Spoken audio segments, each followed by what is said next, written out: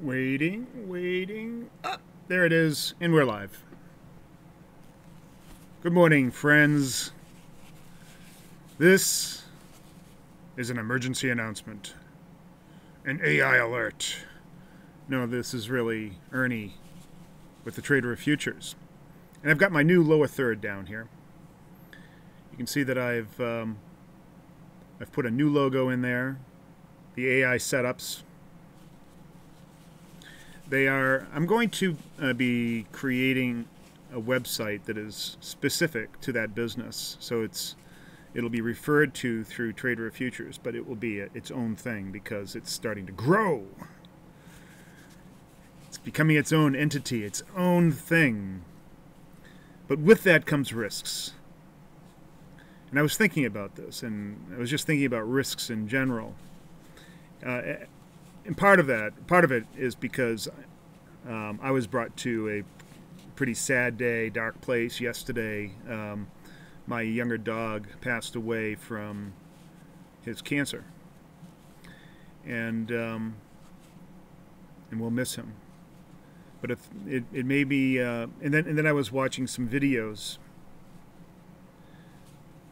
on the current state of the market, and then some prepping videos, and I don't know how I got into this kind of funk, and then comments started coming in about Lynette Zhang and how she's preaching doom and gloom.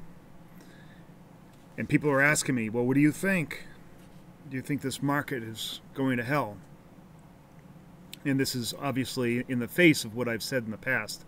I have a very optimistic outlook on the market in the long term.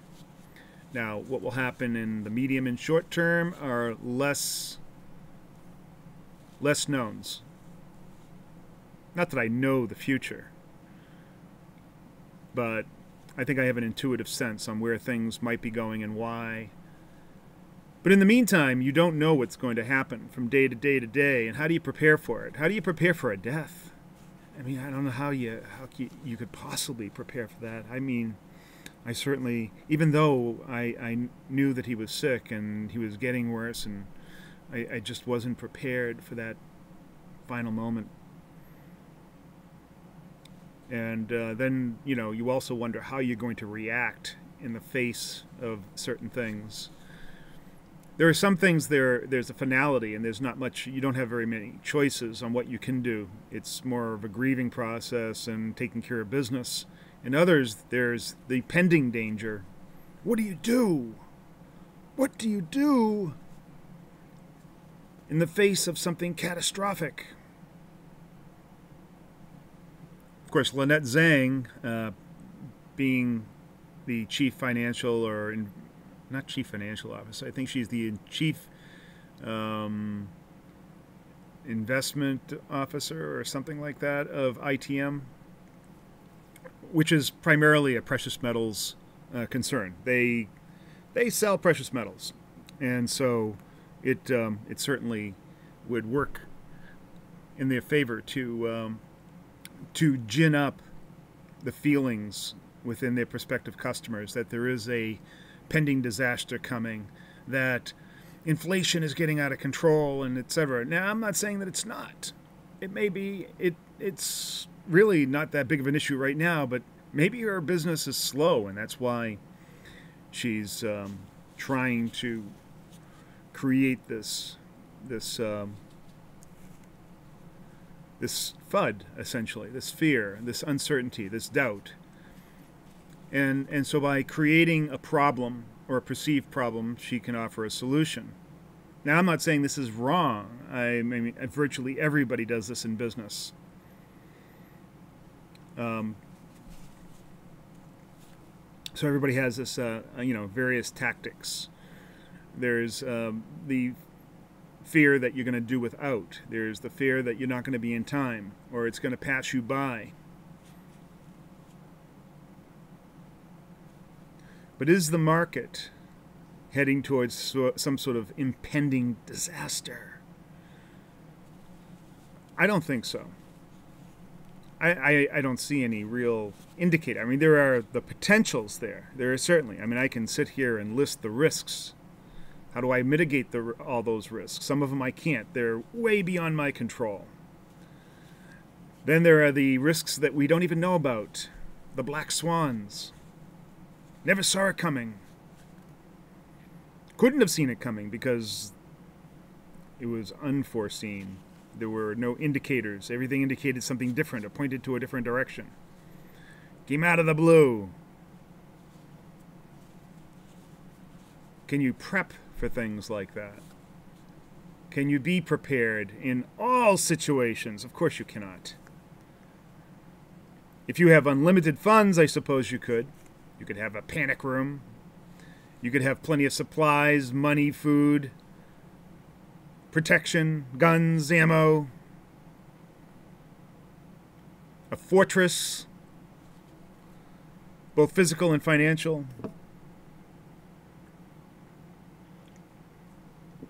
Plenty of coffee and water. That's very important. So what do you do? How do you prepare? Do you spend your life preparing rather than just, say, living? Are you always looking forward towards this pending disaster, or are you living in the present moment and enjoying your life? And regardless of what it brings you, good, bad, indifferent, great, still all of these are experiences that we enjoy every day. And whether they are good or bad, you know, we can learn how to relish all of them and learn from all of them. Try not to dwell in the past, look forward to the future, but live in the present.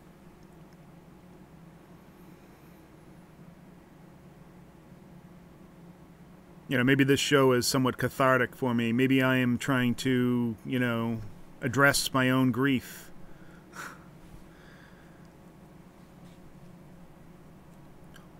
You know, maybe I feel like it's, you know, this is probably a better time than any when I'm in this state of mind to kind of open up these ideas to you.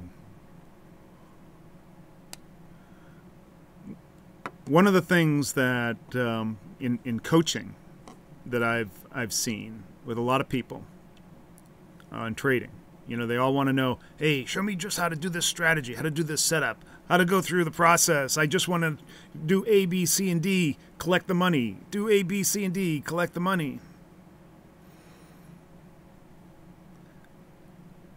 The problem with that, just like any other endeavor, is that in between A, B, C, and D, and even in between the D and the collect the money, there's always some sort of caveat, some sort of unknown that can wreck your whole day. And so we can try to mitigate those risks, those eventualities, those inevitable moments, and prep for them.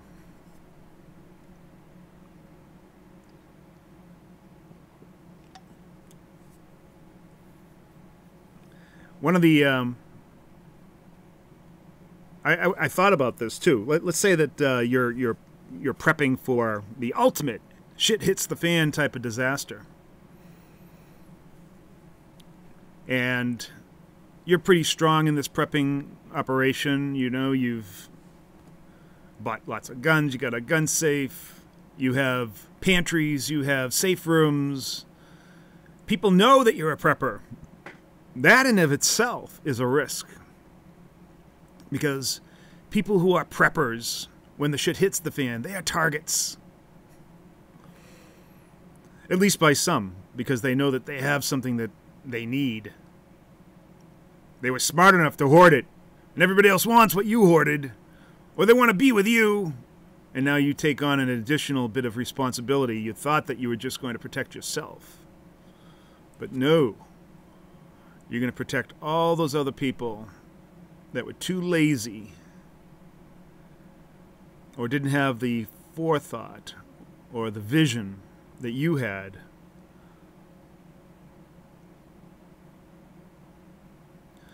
It's not so much in finance and other things like that, because that's more personal and more, you know, your own thing.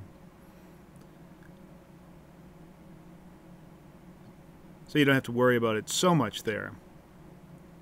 But it does pay to mitigate risks as much as possible. What are some of the things that you can do? You can diversify your streams of income.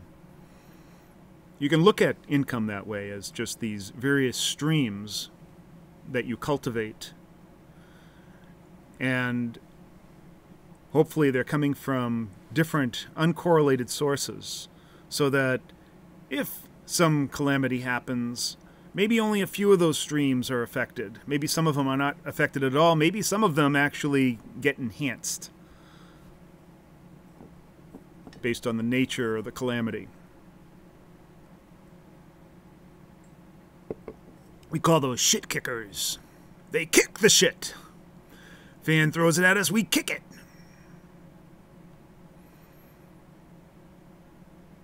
That's a very anti-fragile way of approaching things.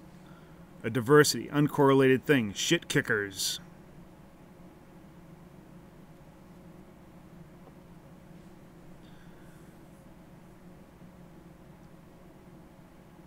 But, let's look at the market today, too. What are some of the risks that we see in the market? Of course, there's always that pending risk. Our debt is just going out of control. Not only our governmental debt, but our personal debt. Every day that we take on more personal debt, we are making it a little bit more difficult to prep or to be prepared. Same thing with our government. And they put an additional burden on us. Some people are worried about China. But you know that the GDP per person in China, or if you were to take the total capacity of their domestic output and then divide it by the number of people, it comes out to about $10,000 per person. And people are worried about this. They think that they have this sort of economic power that can just run us over, snowball us, snowplow us, whoosh. But our GDP per person is closer to $70,000. We're 7 times stronger per person. I'm sorry, not 70, 7 times. Did I say 70? I meant 7. I may have said 7, so then that's what I meant.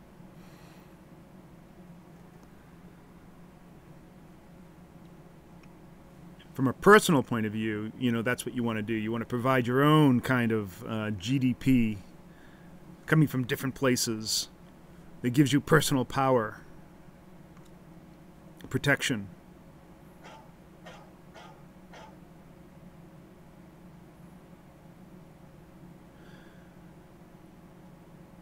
But in terms of our economy, what are some of those risks? Right now, the biggest risks, in my view, for our economy are political.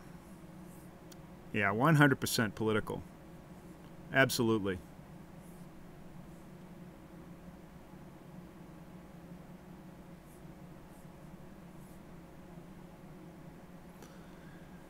We have people that are vying for their own power, and they don't give a shit at all about us. They only care about the power.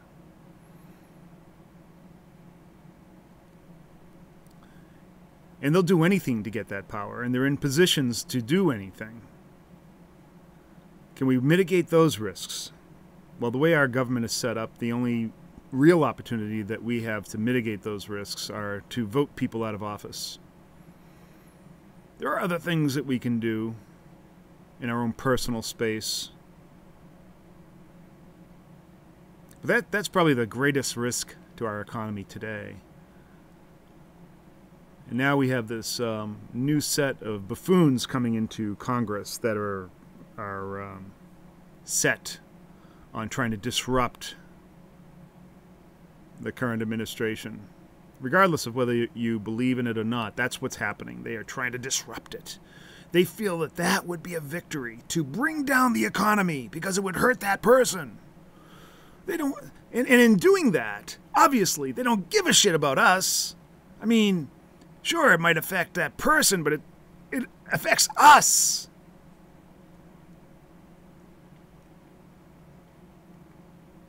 It's pretty sick. You can't rely on other people to provide you with your security.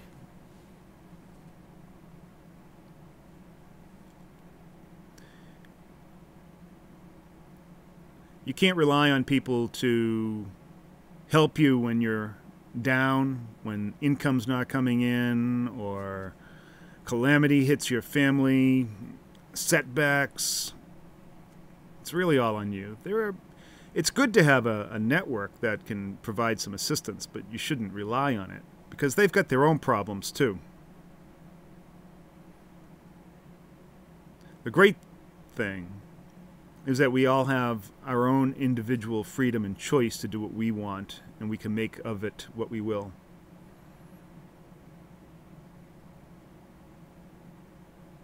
So prepping is a very personal choice, and probably a responsible choice. How far do you go, though? Do you become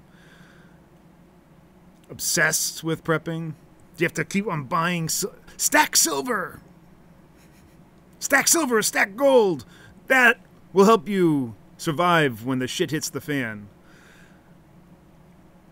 See, the problem with thinking like that, the problem with becoming a preppy, and allowing yourself to get into that groupthink, you become disillusioned or delusioned into thinking that, you know, hey, this is the solution. You don't think of it. You adopt somebody else's solution because you believe they may be more advanced in their prepping. And so you believe what they say, that gold and silver are going to be your savior. I don't believe that at all. Can't eat gold or silver. No guarantee that in a shit hits the fan situation that they will be our legal tender or any kind of money. The most likely money in a shit hits the fan event is going to be your personal worth, your intuit, your knowledge, the tools that you have, and your ability to manipulate and use those tools. There will be no more valuable commodity than your water, your food, your tools, your brain. Anything other than that is inconsequential.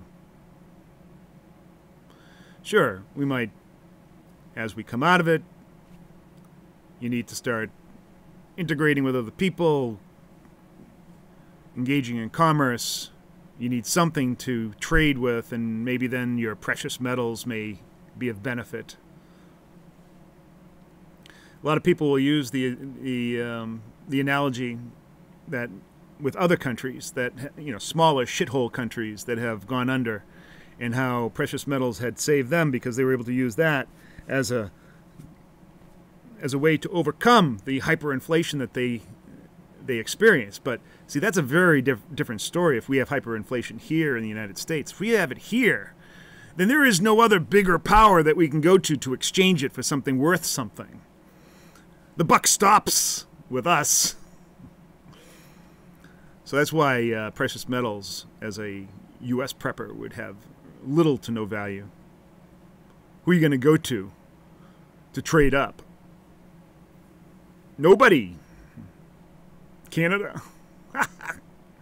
No offense to Canadians.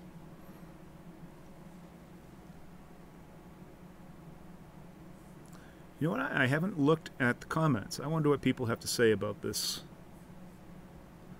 What do people have to say?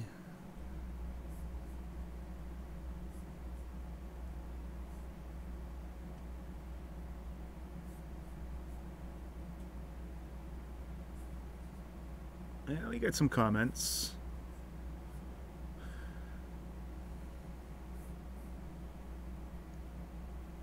Alan Sturba, how you doing? Why is there a dislike vote cast already? That's a good question. Well, that's the first comment, so I'm sure that there are some likes. That's because there are some people out there that are prepping on their own. They think that I present some kind of ethereal threat to them and their sanity. So they must dislike my videos before they're even broadcast. That's why. They are delusioned. They are trolls. They are insignificant people. And I'm hoping that they're watching right now because I despise you. If we were in a shit hits the fan moment, I would probably help you. And then if you turned on me, I'd probably kill you. Oh.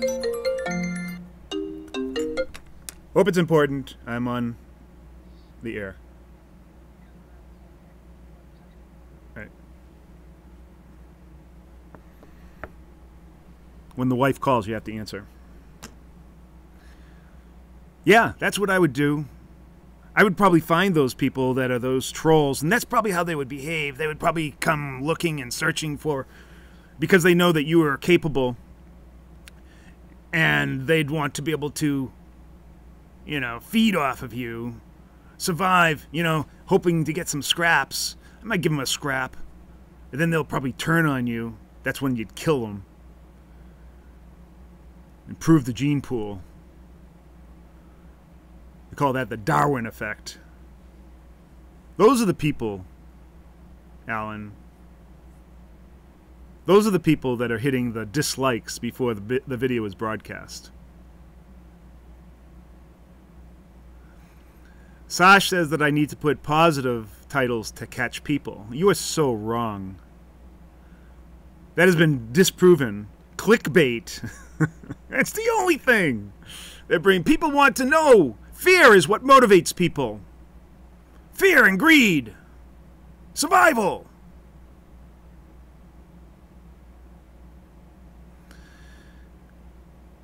Sash comes back and says, to prepare for death, you need to get right with your Lord and Savior. And I suppose with people that believe that is very true. There are others that don't believe that. And I don't know what they look towards. I'm not a religious person, but I am also, I guess, agnostic. I believe that there is some kind of higher power. It would be intellectually dishonest to say that there is not other powers out there in the universe that are not of greater capacity, maybe even infinitely greater capacity than myself. Are they gods? I don't know. I suppose it's somebody or some civilization that is 1,000,000 or even 1,000 years in advance of us. Think about that. But let's say 1,000,000 years or 1,000,000,000 years in advance of us. We'd probably perceive them as gods. In the same way that an ant would look at us as something unworldly. Thank you, Demand Shock, for your condolences. I am not looking good today. That's because I was absolutely distraught last night. There's no other way to put it. It's the second dog in 4 years that I've had to bring for the last time to the vet. I mean, he was already passed when I got there. Same with the other dog. My past dog was hit by a truck.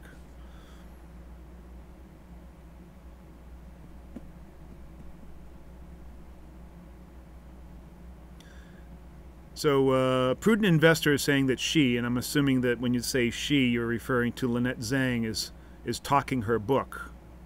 And I'm very happy that she has a book out there. I hope she does well with it. Jacob says, Jeff Bezos got hit with a black swan when he was caught cheating. I don't know, is that a black swan? I mean, you have to have at least some semblance that you're going to get caught. Maybe even hoping that you'll get caught. And is that why his wife is divorcing him? Even though they're, from a public point of view, making it appear as if it is amicable? Jeff Bezos didn't do very well to prep.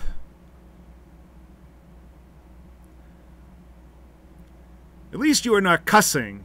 Well, fuck yeah, I'm not cussing.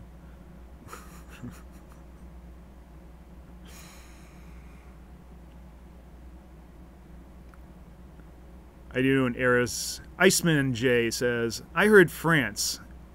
Yellow Vest Planning Bank run for tomorrow. I really have no idea what that's referring to. Yellow Vest Planning Bank run. Yellow Vest planning a bank run for tomorrow. In France. The French! Or as one famous American once said, the cheese-eating surrender monkeys are planning a bank run for tomorrow.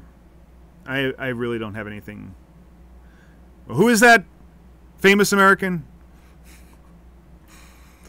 That would be Homer Simpson. Sasha's saying, so as long as the U.S. prints money and they back it with war, U.S. debt can go to gazillion. I agree with that. Not just back it with war, but back it with their overall might and strength. That's both economic and physical. And cultural. Don't discount the cultural strength of the United States. Although it has been in degradation mode for quite some time.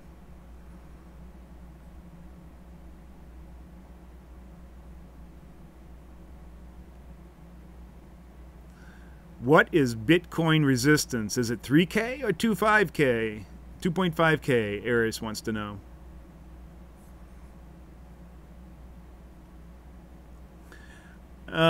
These lines that I have are support. So I think that's what you're saying. Not resistance, but support, right? Because we're coming down to it. So I have support at 3350 or 3380, I guess. And then again at about 3100. And then again way down here at about 2000. Those are the areas of support for Bitcoin. Mr. Happy says buy land. And yeah, there is no other better way. There may be situations where you may be forced from your land. And it would make more sense in terms of survival to move, to constantly move. That's a possibility too. So what do you do then? But I would agree that in most cases, land is life. Lego Wifey says, it sounds serious. No, I'm just joking. So Hayseed saying, okay, so you dump the metals, and then what do you do with the money? Well,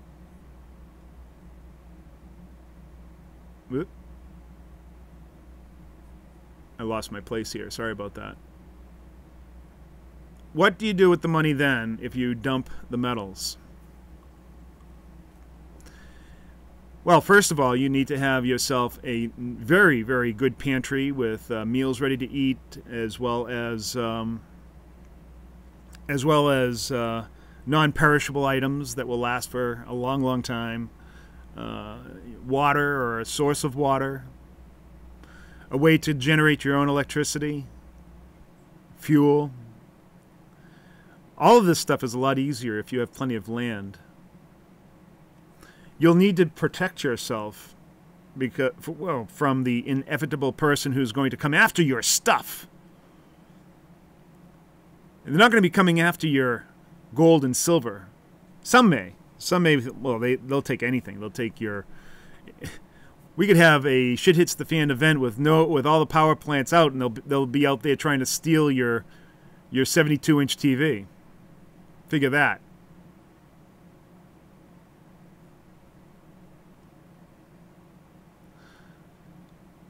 A huge civil war is coming to the U.S. How are you going to prep for it? I don't believe that. I don't think it's coming anytime soon. And the people who are threatening civil war are soft. They are so soft. I'm talking about the leftists. That's what they are trying to push us towards. They are so soft compared to the libertarians and the conservatives. For every one libertarian conservative, you could match them up with 100 soft leftists.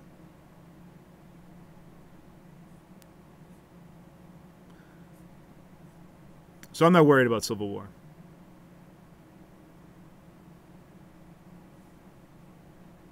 Move to Ireland. Yeah. If I'm going to move anywhere, it'd be down south. The further south, the better.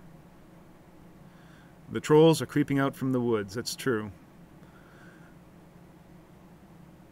Is Ernie having a breakdown? No. No, I am definitely in a somber, saddened mood. Very much so. And probably will be like this for a while. Probably the impetus for talking about this subject, too. I mean, Neo is a very sweet dog.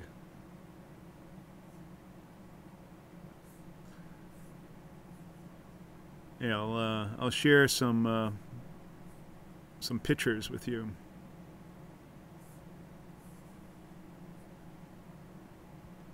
So this is a normal occurrence in my house, where the dogs are sleeping on top of us.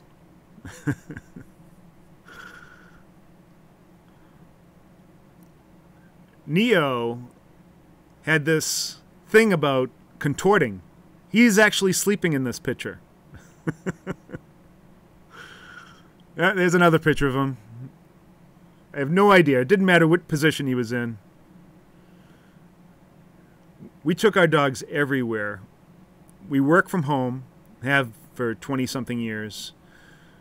We're with them every minute of the day. Every place that we go, we live, sleep, and vacation with them. We take them on walks along the water, in the woods. Neo was a show dog until he got cancer.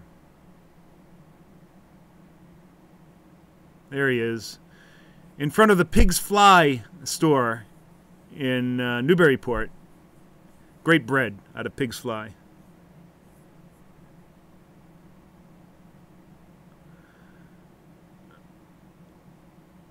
One of the many paths around my house.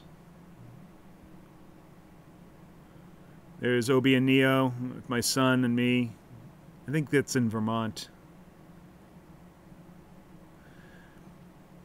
Here again, I think this is also upper state Vermont on top of a mountain. I think we're about maybe 4,000 or 5,000 feet up. But that cliff, that rock edge right there is a sheer drop. This is along the Mad River. This here, where is this? I think this is up in Plum Island. This is on Martha's Vineyard. There's Neo in the sunset. Here we are at Split Rock on McConaughey Head. There's Neo. He was a beautiful dog.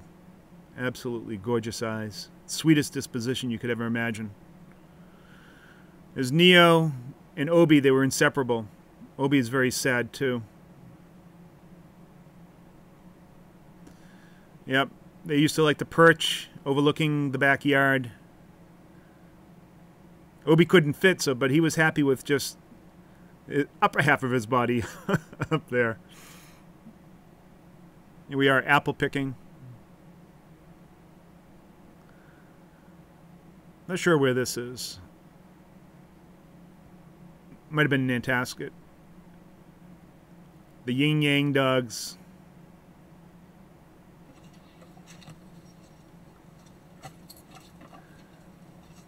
One of the trails, it's right outside my door.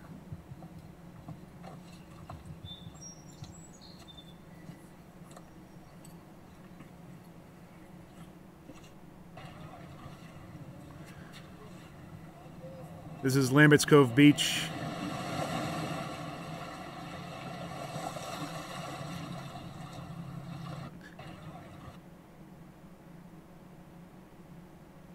This one's it's a dark picture. It's hard to see, but again, just dogs acting as a blanket. And it didn't matter who you were. Anybody in the family would do. You sat on the couch, you needed a dog blanket. All right, that's it.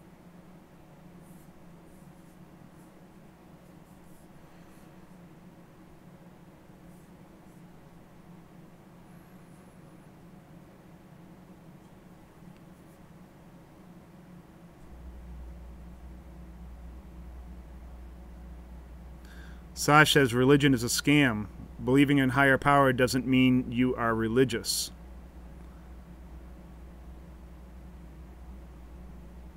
I can see that. The higher power is blockchain, says Mr. Happy. Thank you for that comic relief. Ghost Red says there is only one God. If there is many gods, then they will fight to be the strongest. Think about it. God is there, and it is one, whatever. You know, you can believe whatever you want. But I would think if you had a race of omnipotent beings, they could coexist. How would you be able to even fathom their existence and then make those kind of judgments? I don't know. Thank you, Philip.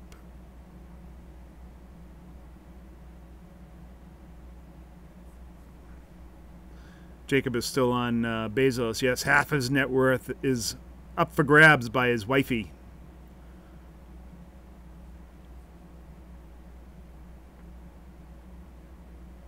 Yeah, the cannabis oil was definitely working. It had shrunk his tumors. But I think that the damage had been done, and there were, because his immune system was compromised, there were things that simply could not be overcome. We got 6 more months out of him after we found out.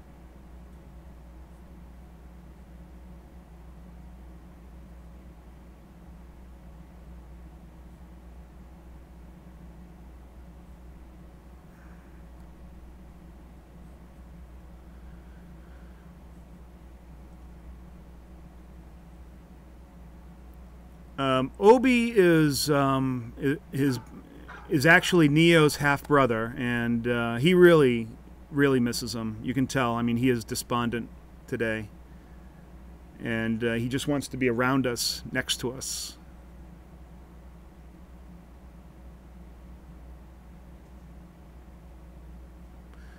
Greg Hunter says Bezos is getting divorced because Trump going after them. What? Greg Hunter, I don't know what to say. He's a piece of work. But after he had Karen Hudes on there and upheld her as some kind of whistleblower tower of virtue, this insane woman that believes that Homo capensis is a race of humanoids that are actually running the earth, and he thought she was a hero. The IMF World Bank whistleblower Karen Hudes, who is insane beyond all. And Greg Hunter held her up as some kind of a hero. That shows you just how credible Greg Hunter is.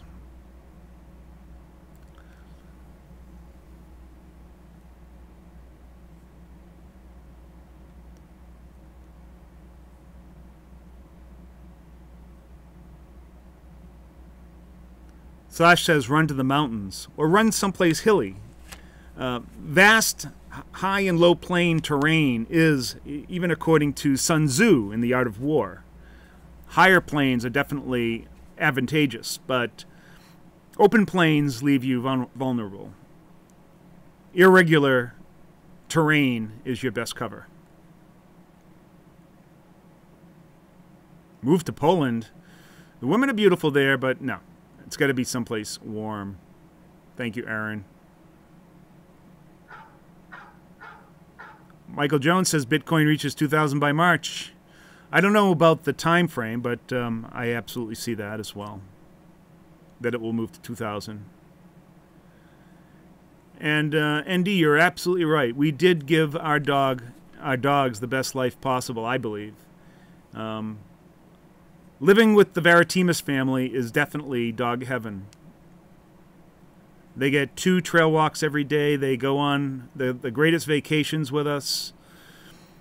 They are treated with the utmost in compassion and love. Thank you, Richard Wizardry. Sorry to hear that you may lose a goat. And yeah, we may in fact get Obi a new companion. As a matter of fact, the breeder said that on her next litter she may give us a pup.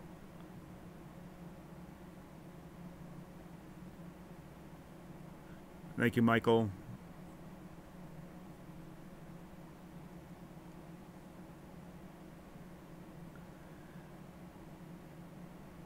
David Phillips says, hold to 0. I don't know that it will Bitcoin will ever go to 0.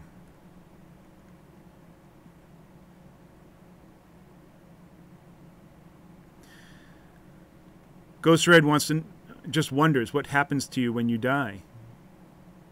Well, unfortunately, none of us will ever know. We can speculate, we can guess, we can believe, but we will never truly know. Of course, there have been those that say that they have gone over and crossed over to the other side and come back with marvelous tales to tell.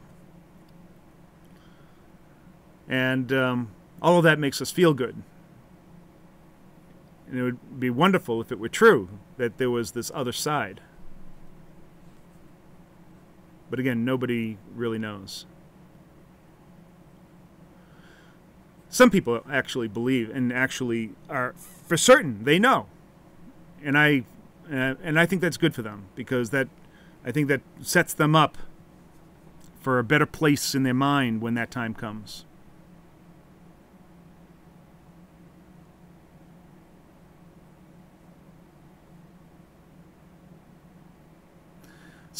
David Phillips is saying, sell cryptos before they go to almost nothing. Buy silver. If we all buy silver, we can end the system. Not so with crypto. No, I don't believe that either. Not enough silver for all of us to go around.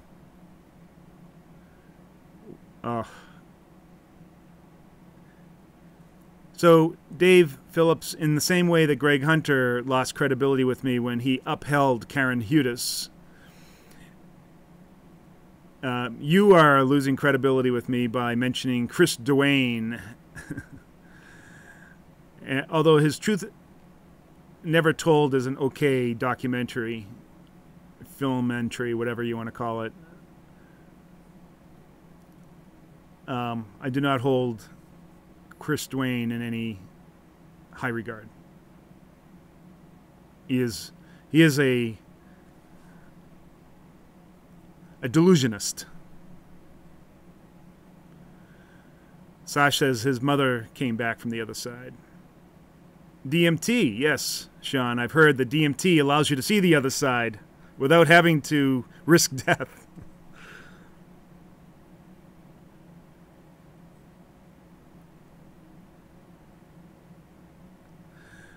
And Chris Pulsar, I agree that what's better than silver and gold stacking? Bullet stacking or ammo stacking. It probably would have a higher value in a shit hits the fan situation. I agree with that. Heist is the only one who's been right about crypto. Who the fuck is Heist? I would argue that I've been 100% right. So if he's the only one, that's not possible. That is a disconnect, because I have been right as well. Saj says, there are no perfect people. I don't like other people that Greg Hunter invites, but he has some nice guests. Yes, he does, and he does an okay job interviewing people. But when he brought on Karen Hudas, as well as many other guests, there are several guests that he's brought on that he's held up in high regard. It's just crazy. Richard says, if you have another dog with cancer, this company is looking for dogs with late-stage cancer. They will only work with your vet. No, I don't have another dog, thankfully, with cancer. Chris Duane is the only one that's 100% correct about crypto from 2009. A Chris Duane sycophant. Your head's so far up his ass. It's got to be pretty stinky up there.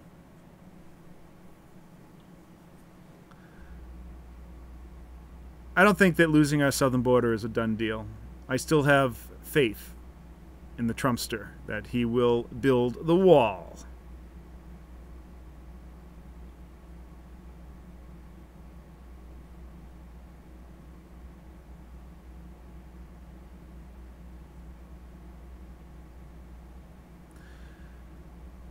Yes, thank you, Chris, for your condolences.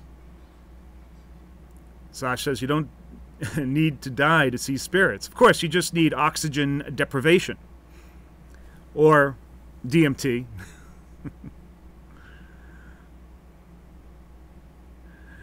And Hayseed is saying that he can't live under this system anymore. Sure you can. You have to. You have no choice. Unless you want to check out, and that's the coward's way. Certainly doesn't help anybody that's around you that loves you. Giving up is never an option. Is it really the only purpose for us being here is to never give up and to constantly improve our situation. Or at least try and learn from it and pass that on to the next person. All right. I have to cut everything short here because I have an appointment coming up. I want to thank everybody for their condolences and listening to me rant and also eulogize, I guess. I want to dedicate this show to my dog Neo. He was an awesome dog. Everyone would be so lucky to have a dog as good as him. Obi is awesome too, really is. But Neo was really very, very special. The sweetest dog I've ever owned.